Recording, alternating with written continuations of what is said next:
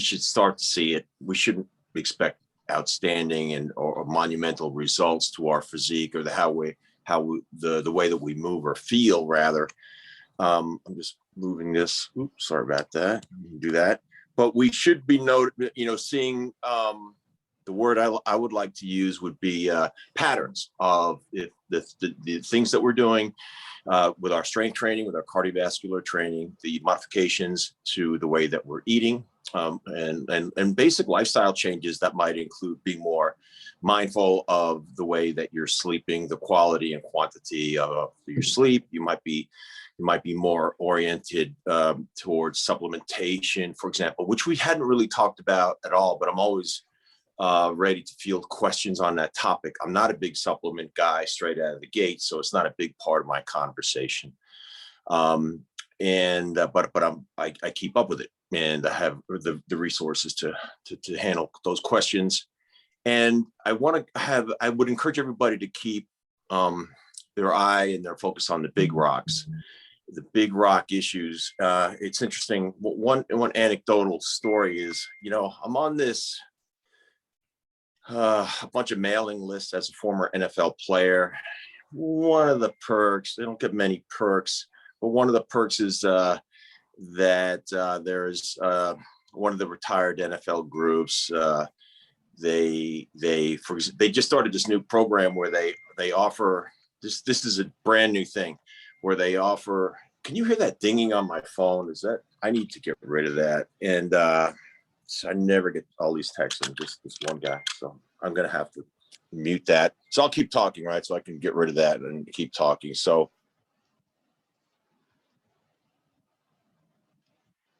Now we're muted.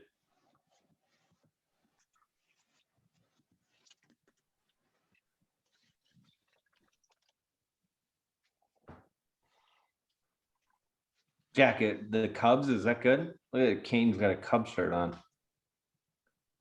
That's right. We're the Cubs this season. Oh, your team's the Cubs. Yeah, we're the Cubs. I'm not a Cubs fan. Kane, where do you live? I'm in Connecticut, so I'm a Yankees fan. We're in the lower west side along the coast of Connecticut. So we're in Yankees Giants territory. The rest of Connecticut is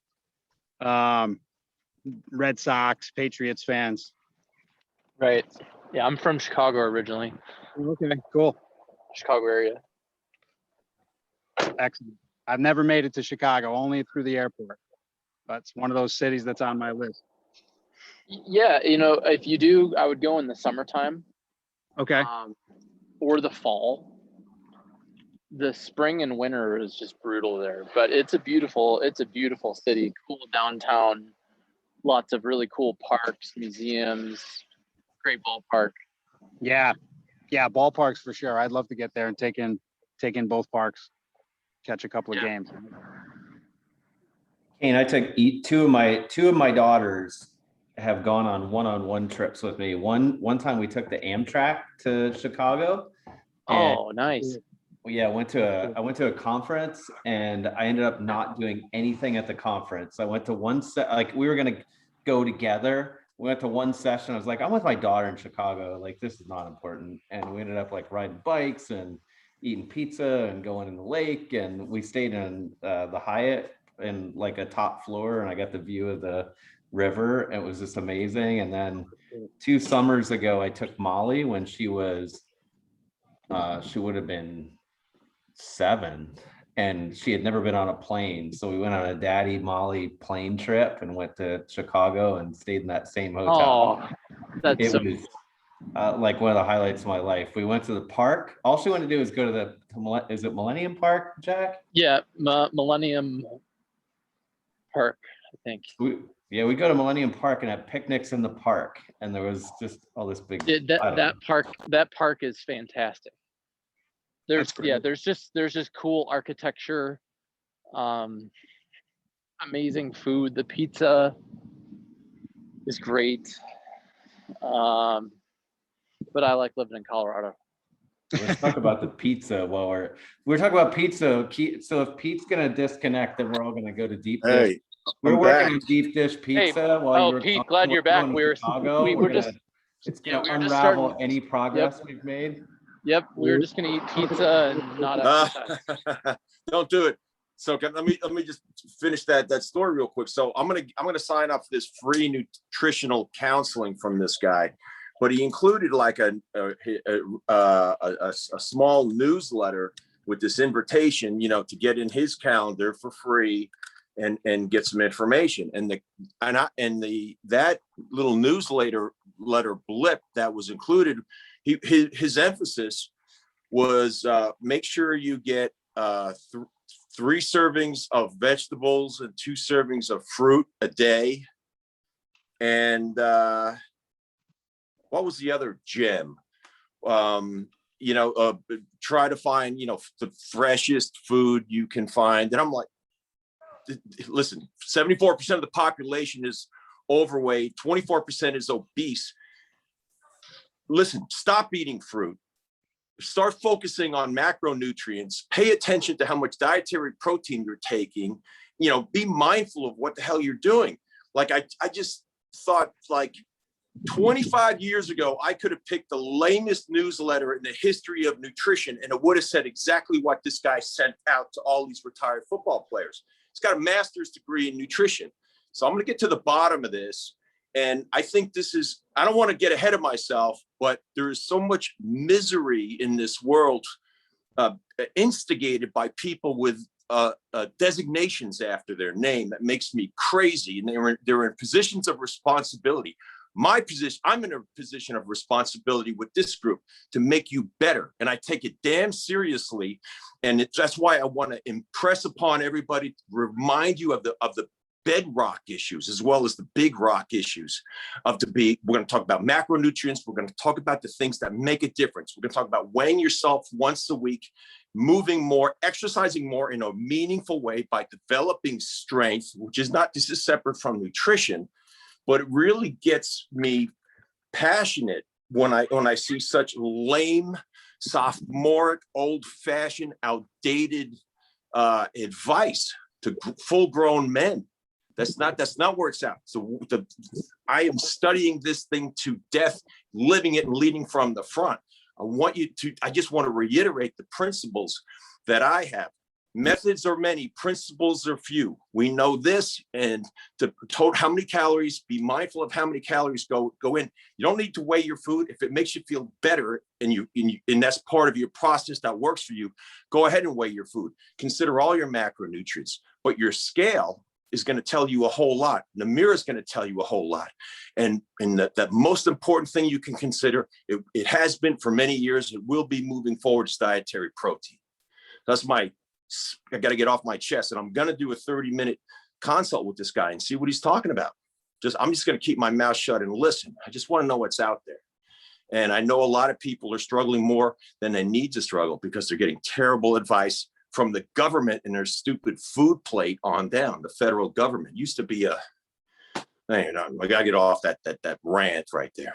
The other thing I think I wanted to talk about was there was a little bit of a note Wayne said, or somebody commented, or Kane, on my interval training or HIIT training because of a video that I posted where I'm on the rower. I'd love to explore that and help anybody who's considering or who's considering upgrading their home gym with a piece of equipment. There's lots of great options out there. The rowers are nice, the wind bike or the assault bike, whatever you want to call it, with the big fan wheel in the front, gets the arms going, as well as the lower body is an awesome piece of equipment. Look at big news, in the fitness industry is Peloton is this gigantic company who went from selling, bikes. It's really a tech, it's a tech company that's, connected to a bike, right? And then their next step, in that field was a year ago introducing a treadmill. All of them are being recalled right now. That doesn't mean that there's not great treadmills out there, but Peloton isn't one of them. But a treadmill's an option. And but I'd prefer to see people get outside, personally. But of course, I understand weather is a factor. But if anybody wants to open up that conversation of HIIT training and how best practices and equipment there, I'm happy to address that. So without further ado, anybody, I I'd like to, if you want to, oh, by the way, one other thing was we started this whole thing with a baseline test that included a handful of exercises that everybody can do at home without any equipment whatsoever. And that was burpees, crunches, push-ups, and air squats, right? And I said, don't make those a part of your workout per se, not on a regular basis, but do be mindful that we are going to do a retest of that at the very end of this thing. So at the same time, I say, don't just do burpees all day long. That's not the best way to proceed. Go ahead and touch them once in a while. Make sure push-ups are someplace in there. Go ahead and give yourself a run of maybe an interval set, maybe a hit. That could be a hit training, a legit hit workout right there. You could do a minute of burpees, give yourself 30 seconds recovery, a minute of burpees, 30 stand up, 30 seconds recovery. Do that for 5 rounds, right? That's an idea of how to best practices there. So any questions on any of that rant? Well, I was the one that brought up the hit training. I'm using the burpees, right? Because the burpees are killing me. So I'm getting better at them. I'm getting more efficient at them. Good. That's good. Good thought. I appreciate that. Your body does get better and more efficient. It's like anything else. Swing the golf club, anything else, it gets better at it. Yeah. But I'm just looking for, I'm definitely one that likes variety and thrives on variety in my workouts. So little changes here and there. I hike a lot, but that's not really hit training. That's just me walking and challenging myself with different terrain. My wife is a runner, but I cannot stand to run. I just have no attraction to the running part of aerobic exercise. So you could I did a hike today, right, with a client, and it's we push, like I lead, his job is to follow. I'm the rabbit, and it's steep and challenging and it's uneven, which really connects kind of your mind to your ankle and your footing and everything. And it's 25 minutes to get to the agreed upon summit, which gives us a beautiful view of the Pacific Ocean. So that's kind of fun. We soak that in for 5 minutes and we head back down, which is obviously the easy part, but it's a full lather sweat when we get to the top. If I wanted to, not that I'm going to do it with this client, but I could make that a hit. I could make that a hit workout by, and I think, yeah, I that could be double timing it with a little bit of a jog for 2 minutes, and then just back it off for a minute. 2 minutes like this, back it off for a minute. If you're with somebody, that might not be optimum, or but if you can go ahead and do your own thing, there are creative ways that I want to encourage you to think about. Doesn't have to be a minute. The definition of HIIT training is broad and deep. It could be a kind of depending on, I have no idea that the intensity or the incline, but if you might be a 3 minute, kind of break into a 3 minute jog and then a 1 minute recovery, something like that. It's incredibly useful training. I used to work with a woman that ran marathons, and I don't pretend to be much of an expert at all when it comes to distance training and programming, but there is a strategy that distance, your wife who's a runner might be familiar with, where there's people that have completed marathons, and I think it's 6-to-1. So they run for 6 minutes and walk for a minutes. Yeah. Or right, you've heard of this strategy.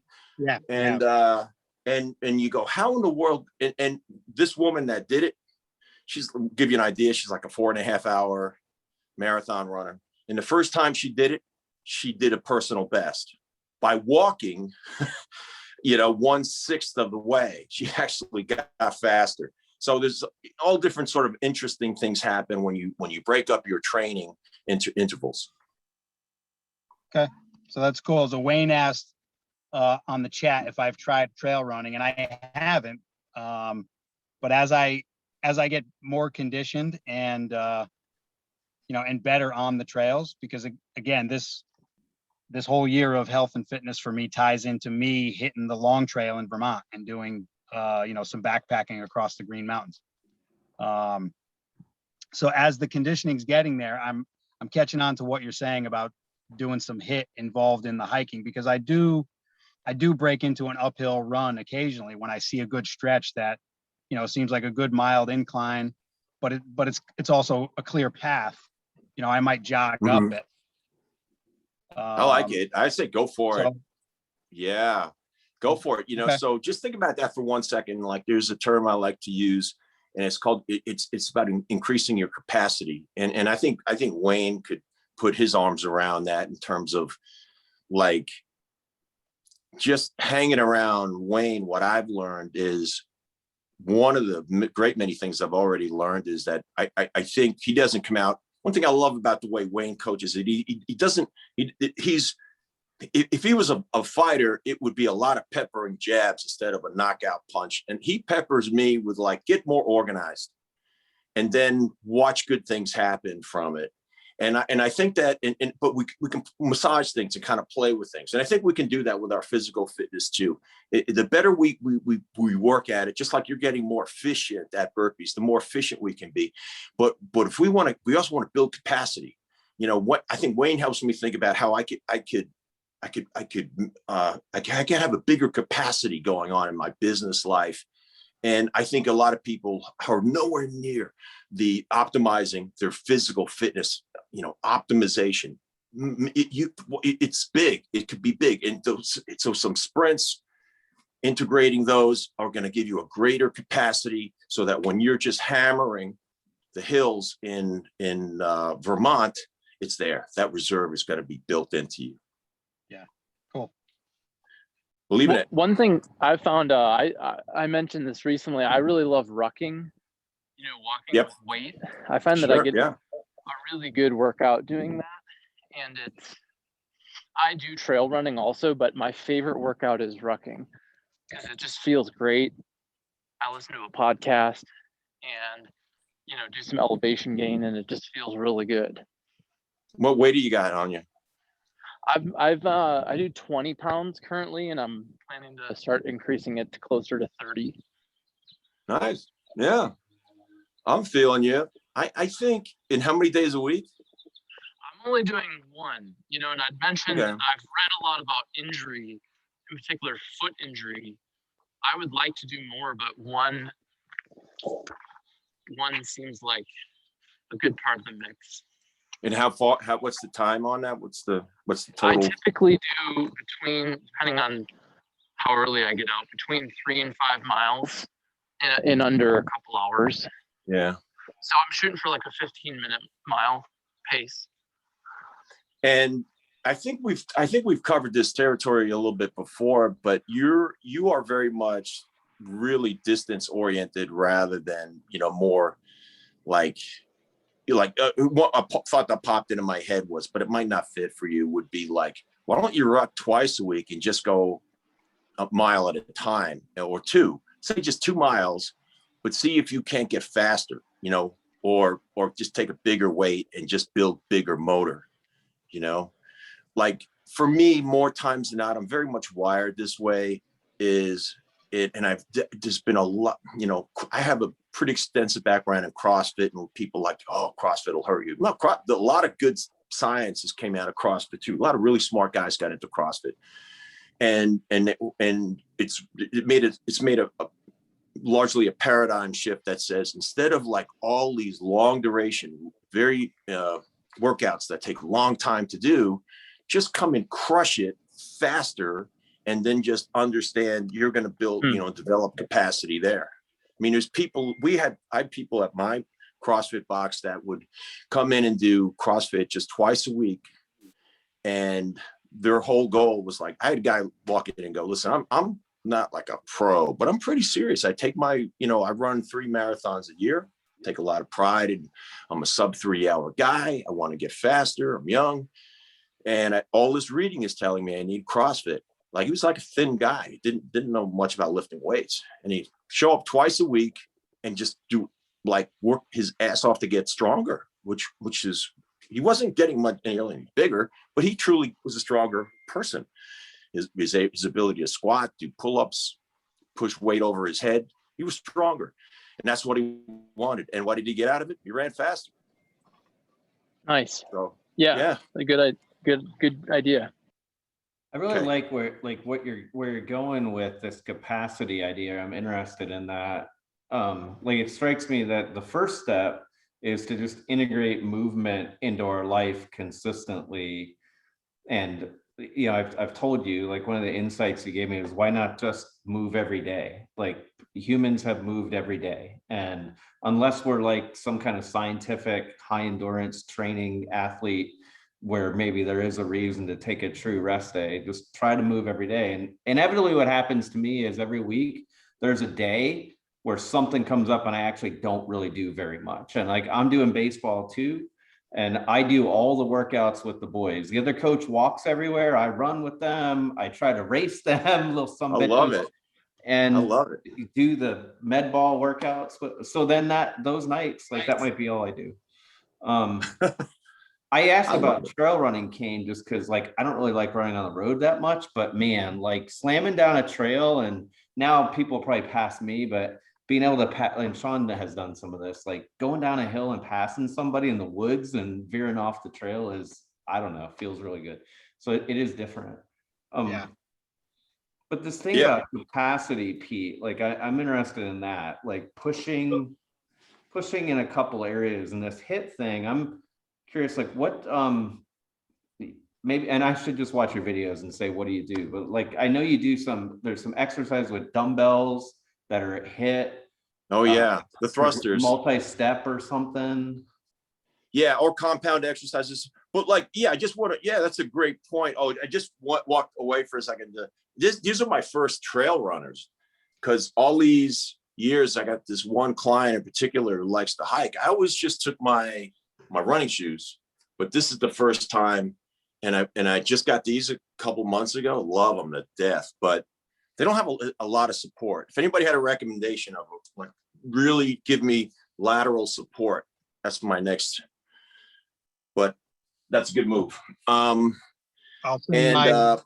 send the ones that I'm using in one of the emails or something. I'm wearing a pair of Solomons now, which have tremendous support. I tried on. Exactly what I was good. going to say. My most stable ones I've used are Solomons. Yeah, they're awesome. That's the heads up. 15 or 20 pairs of trail runners. Because these are a little flimsy, like this way, right? A little bit, but they're super light, and I could run, but I still feel like I could twist my ankle and knees. Okay. I'm trying to get better than that. Yeah. Okay. Thank you for that. That'd be cool.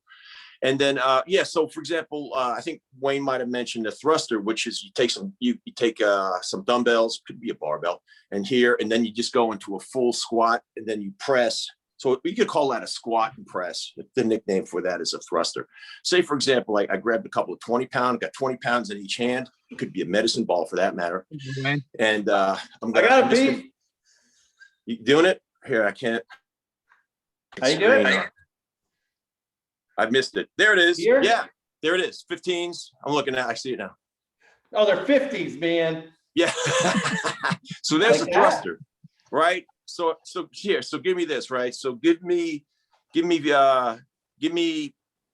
that moderate weight. Give me 20 thrusters. Nice tempo. It's a tempo. It's not a race, but a nice tempo. Boom, rhythmically. 20 thrusters.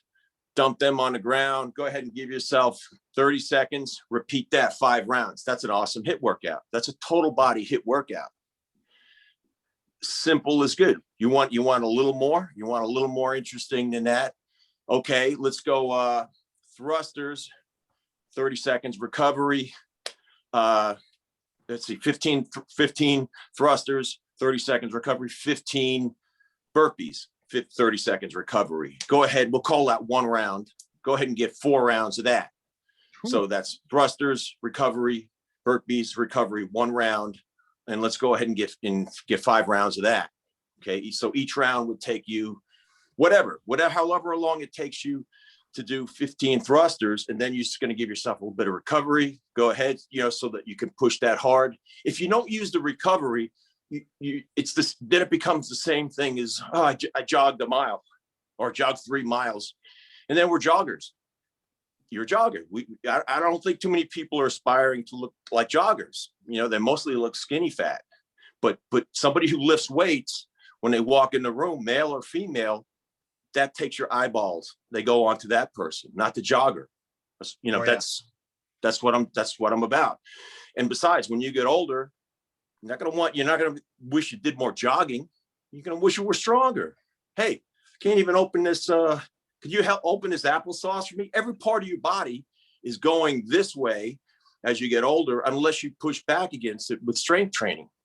Grip strength. There's just been studies done on grip strength and aging and all this stuff. Those are details. I'm like, just listen to me, you know, and do what I do. All right, enough of that. So yeah, so capacity, HIIT training, use your imagination. We just unpacked a few different things that we're doing here. You can do HIIT training. It could be these fundamental, beautiful bodyweight exercises that are a core part of what we do here, and I do in my life, which is air squats, burpees, push-ups, pull-ups. And, you know, in my case, if you can do pull-ups, and they don't really get your heart rate up, they make you work like crazy and make you stronger. Grab a set of dumbbells and just put them to work, give yourself, and get that heart rate.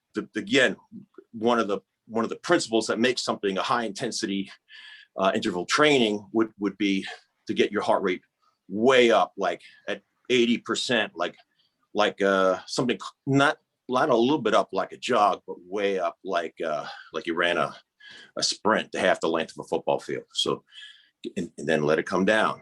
So we're building the Pete, capacity for the heart to recover. So what's different about this from the strength training workouts? Because I'm doing a lot of these workouts in a circuit where I'm keeping my heart rate up throughout the whole thing. But that had been what I thought was my strength training because I'm doing weightlifting.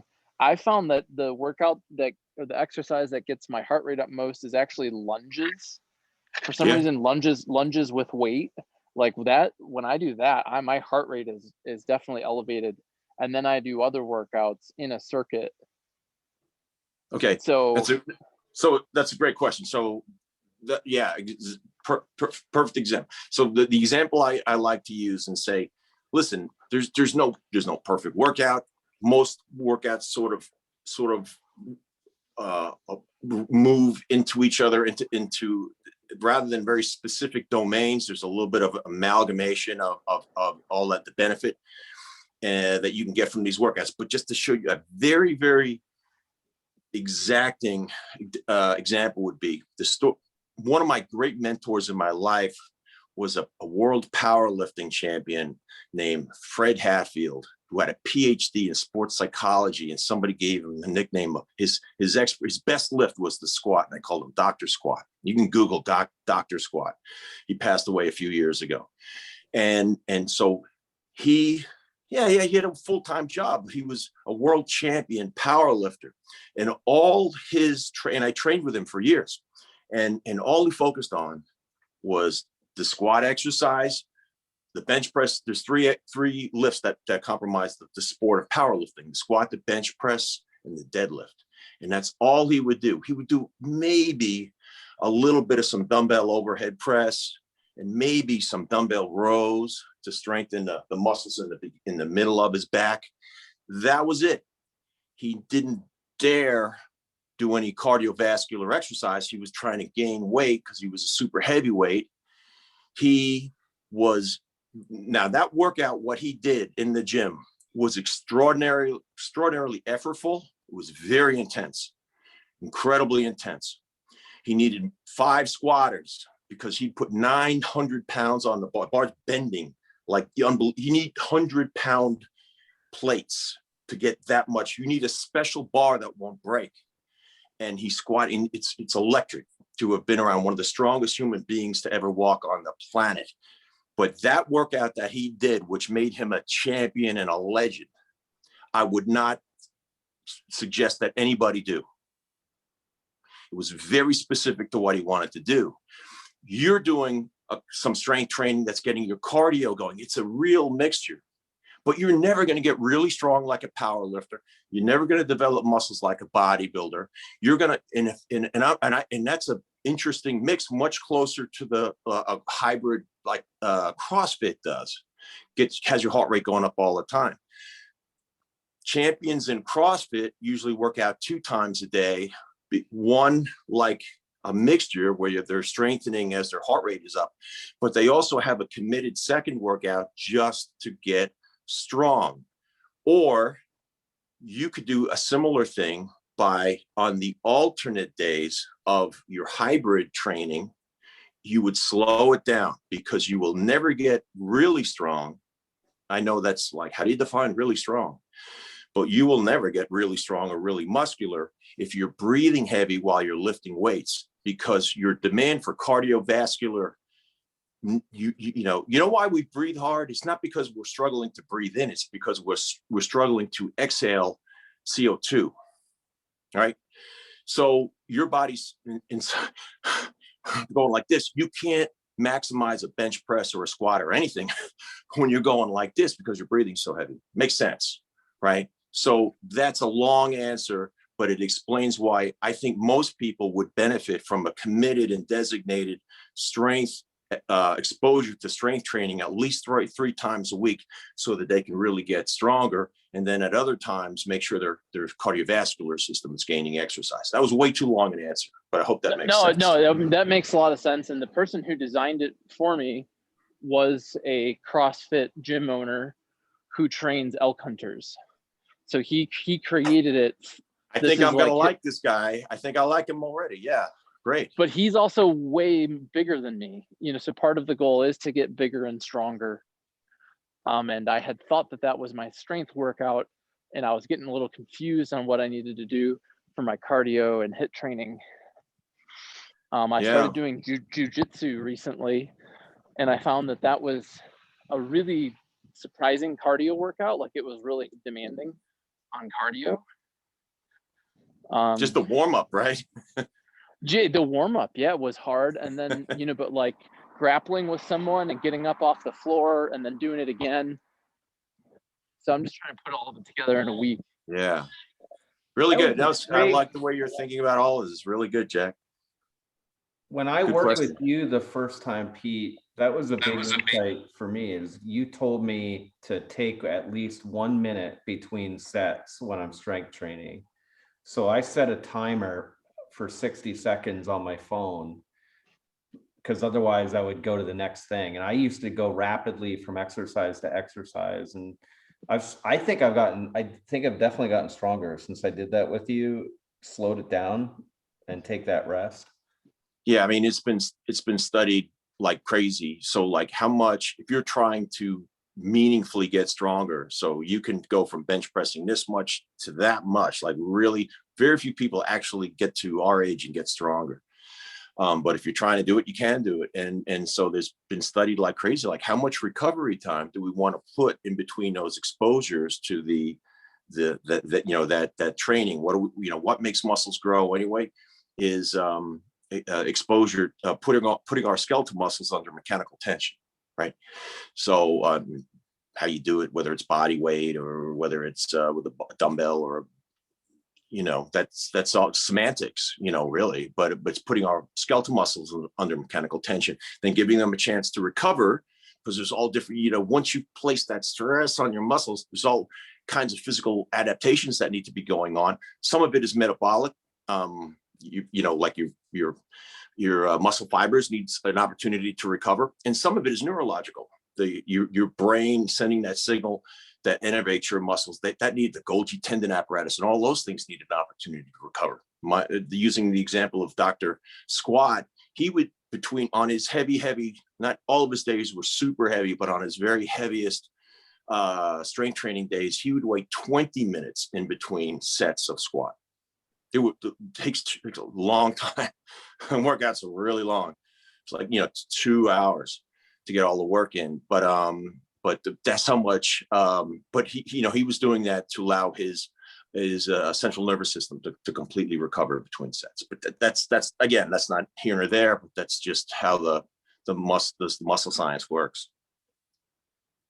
How often are you all doing this strength training by yourself? Because one, I guess, concern I'd had, I don't have a lot of weights, and I thought about getting a weight set, but I also don't want to like lift more than I should without a spotter or something.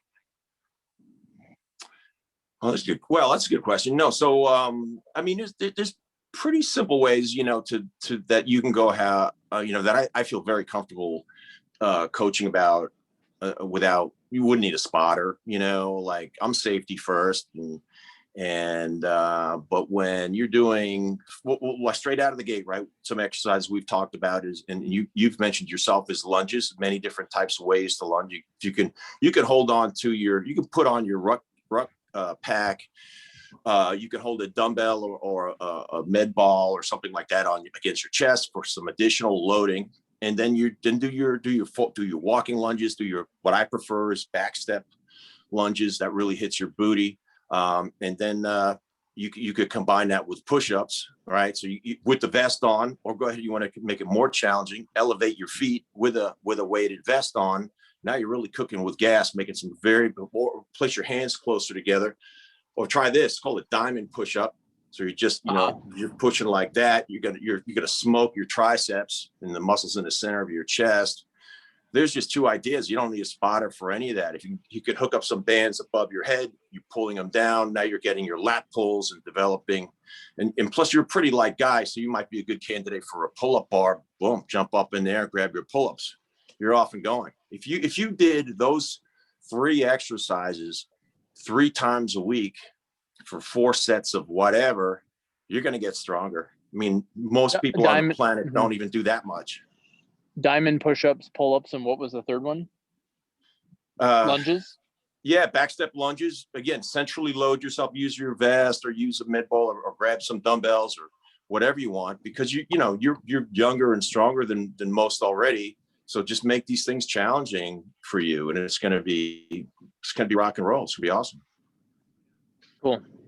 Yeah, except adopt that mindset of getting stronger. Like at this point, if you're 6 weeks into this program, it's time to say, have I increased the load that I've got on the bar? Or am I just kind of cruising along at the same?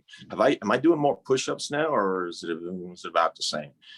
Start to be cognizant. It's not a line that just goes up and up forever and we get so strong, but for most and everybody's, that's a challenge for me because I know everyone's at a different level. But do be mindful of how strong you're getting and try to get stronger. And that comes in the form of lifting a greater load or doing more repetitions. I'll take either one. Yeah, I think it's time to do one or the other, because I feel like my workout has gotten a little flat or easy. Yeah. And one other point I did want to make, and I love these questions, but I did want, because I really went through this the past 8 days, and I did this hike this morning, which I said, because we hump it hard to the top. It's only 25 minutes, but it because of my schedule, and I've been out of town in Northern California. I had 2 trips up there for some work in the past 8 days. I drove both times. I drove 1,800 miles in 4 days and worked. And I've had one decent workout in 9 days. And then I did that hike and it about killed me. And it's a shame how long it takes to get fit and how quickly we can lose it. But we're people, and we have lives, and I'm not complaining, because it was good work for me, Wayne. It was me doing what I want to do. And but there was a sacrifice to it. But all that means is, when I get off the horn with you guys right now, I talk to my training partner, off we go, going to the gym. So that's it. Just got to get back to it. There's just no other consideration. But I just want you to know that I'm not a robot at this end. I got challenges to my schedule too. I'm not going to beat myself up over the fact that this will only be my 3rd workout in 9 days, but whatever, it's what it is. It's fine. Do it. Just keep doing it. Anything else? Guys, I got to jump. Pete, thanks for your time. Yeah, Kane, keep it up. Doing good. I'll See you, catch Kane. the rest of the Take care, recording. man. I'll talk to you guys soon. See you in 3 weeks. For sure. Thanks. So far the takeaways are to go to Chicago, eat pizza, and that even Pete takes 9 days off. So no, not really. okay. But I hope that we covered a lot of ground, jumped around, but I hope everybody got some thoughts out of this. Yeah. Listen, I can't do any of this stuff for you, right? So I'm just here to stimulate you to think about what you're doing. Most people don't even think physical fitness is they think it's for that's what the dummies do. No, this quite contrary to that. The mindful, who's got the best physique? I promise you, it's the most mindful people. The people that are truly thinking about what the exercises that they're choosing, the intensity with which they're tackling these exercises, and then mindfully going about eating afterwards and before. It's a lot that goes into it. It's a thinker's game. One question I had was around protein, and on the days where you're not lifting or working out, do you recommend keeping the protein intake the same? So is it, going for your body weight in nutritional protein every day? Like on the, when stuff comes up and you miss those few days of workouts, should you continue eating at that level of when you are lifting, or is that going to make you fat? Yeah, that's a really good question. I think that the dietary protein goal, which I've set for all of you all in this group, which by the way is not outlandish or not outstanding. I keep reminding people, like I just read this article with this woman fitness physique champion, and she weighs what am I saying? She's a woman I know from the gym, and she weighs 130, and she's like, I've gotten a little softer in COVID. I'm going to hit it hard with the summer coming up. And she was posting about it on her social media, but she's a friend of mine. And she set her own, she just was putting it out there, it's cool when you share what you're doing and you're really good at it. It shows.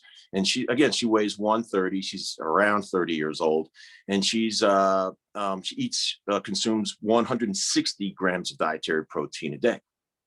And she's in the gym. She's pushing that weight around. She looks amazing. She's lean as a cat.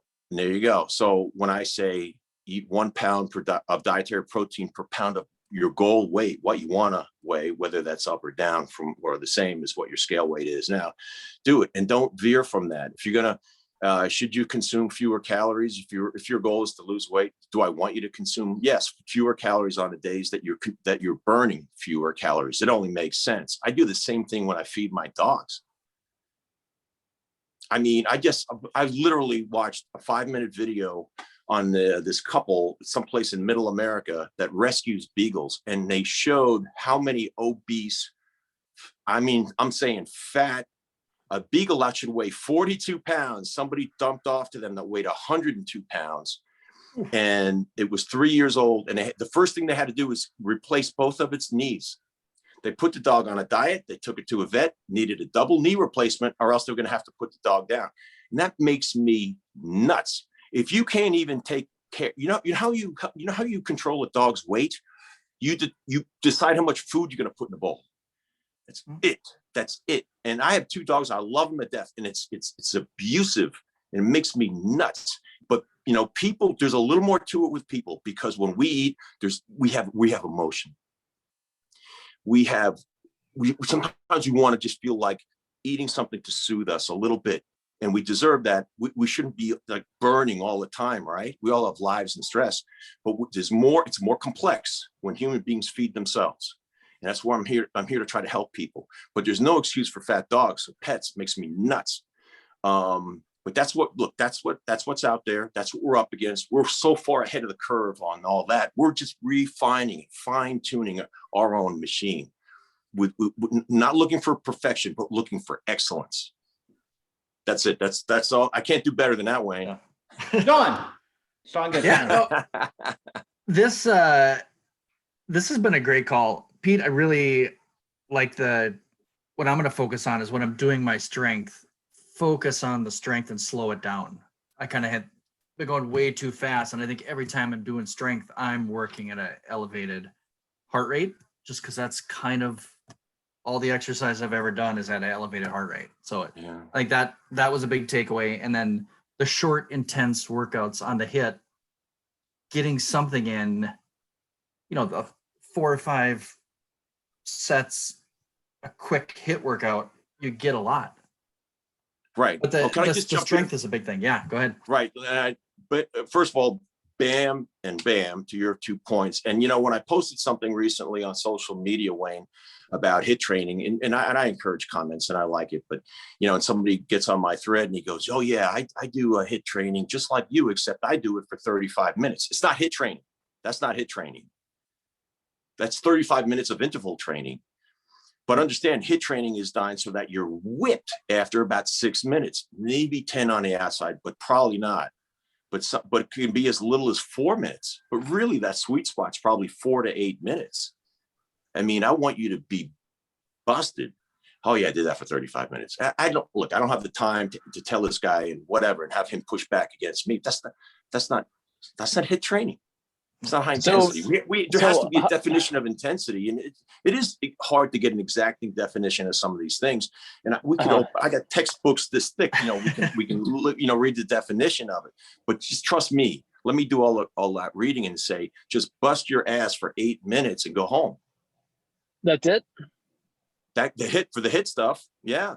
So, but I prefer this order. Get yourself warmed up, strengthen your body in a meaningful way. That could be anywhere. That could be 20 minutes, or it could be 40 minutes, depending on what you're doing. I don't know what your weightlifting split is. And then crush some HIIT training and go home. Other days, 3 times a week, I try to do steady state. I talked about a goal of about 100 minutes, 90 or 100 minutes, which is my doctor told me there's some good of it. Like years ago, I went and saw my doctor, internal medicine doc, my Raiders team doc, and he in my head low HDL. HDL is the good cholesterol. You remember that? H is happy, huh? That's good. So I remember HDL is good. You want that number high. Mine was super low.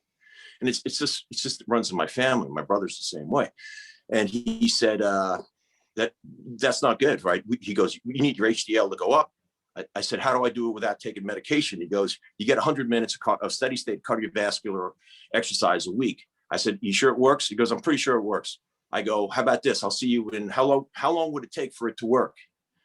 He goes, probably 5 weeks. I go, how about this? Let's make sure. Let's see if this really works. I'll see you in 8. I'm going to book an appointment on the way out. I'll see you in 8 weeks.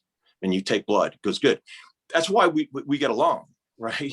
I didn't have what it takes to go to Harvard Medical School like he did, but I like the scientific process. So I did that. I did exactly what I said I would. I accumulated, doesn't matter how you do it, 2 times 50, 4 times 25 minutes of steady state cardiovascular activity a week.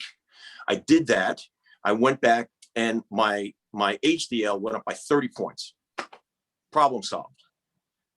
And I got leaner in the process. It's good for me. I like it when science works. It's a small sample study, N1, but it's me. Is that still, Pete, is that still part of your weekly workout? Yeah, I try to accumulate 100 minutes of steady. And it's just, to me, it's boring. It's getting over that. I just listen to a podcast or something, but it's boring. So would you just go for a run, or how do you do that?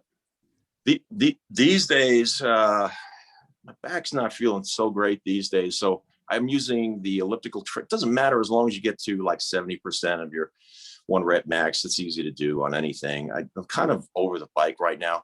So I'm taking a boot camp class. I do that once a week. So I get it there on the assault bike like this. That's my favorite. That's my favorite piece of, if I had a home gym, that would be my go-to piece of cardiovascular equipment, me. And so once I get it there, and then twice I get it at the gym on the elliptical trainer.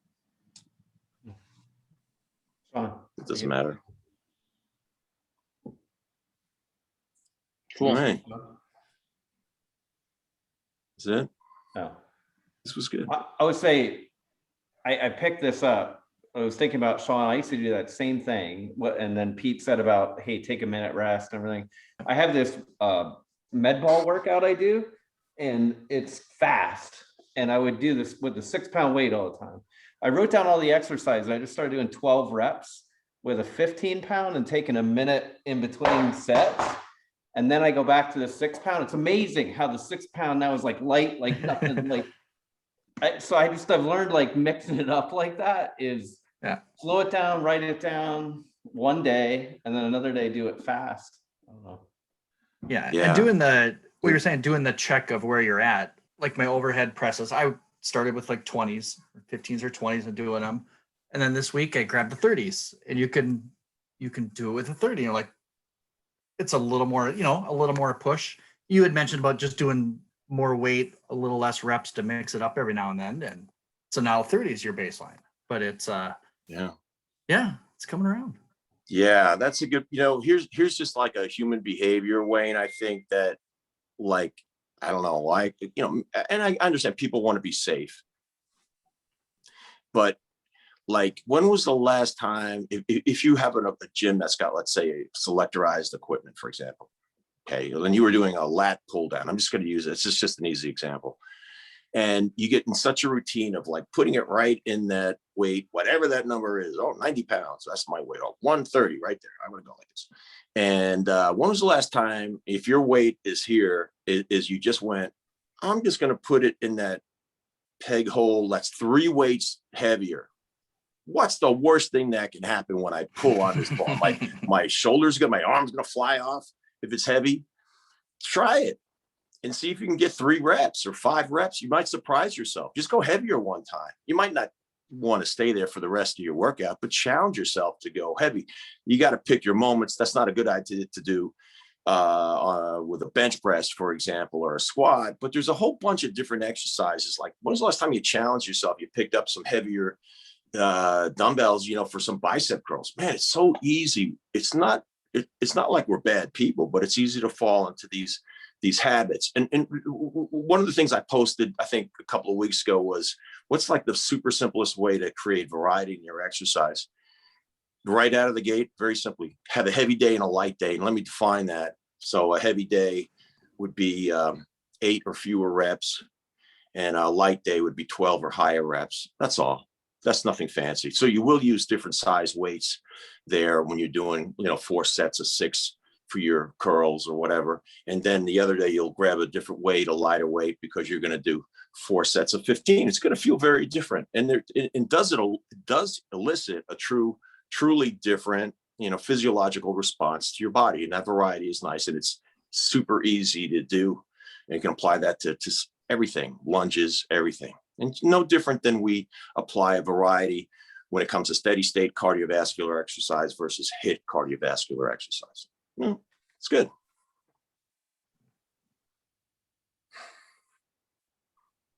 All right. Do this again in 3 weeks. Yeah, you have to send me some times, because we have one scheduled that would be like a month out. So if you want to do one in between, fine. Let me know. All right. Let me look at my schedule, and I'll email you tomorrow. And then it's going to get good. So we'll get into the second half of this game, and then we're going to do a retest one of these days, and that's going to be fun. There's a reason that we set up a retest, and I hope people aren't overthinking that, but I want it to work along with scale weight. If you had a scale weight, those numbers need to be moving, and it's happening just in time for 6 weeks from now, this summer, we're going to be fully into the summer. So I think that's cool. I'm going to get a mankini. All right. I'll come visit Jack. All right. I don't know if you're welcome here anymore, Wayne. It'll be good. All right. Hey, thanks. I don't think so. Oh, there you are. There it is. Yeah, I'm getting ready to go into the dentist next. So yeah, I had to I went for a walk, and now I'm getting ready to get my teeth cleaned. Perfect. Sounds fun. See y'all. Yeah. Really good. All right. Okay. Bye. Thank you. Thanks, guys. Bye. Thanks, Pete. Bye.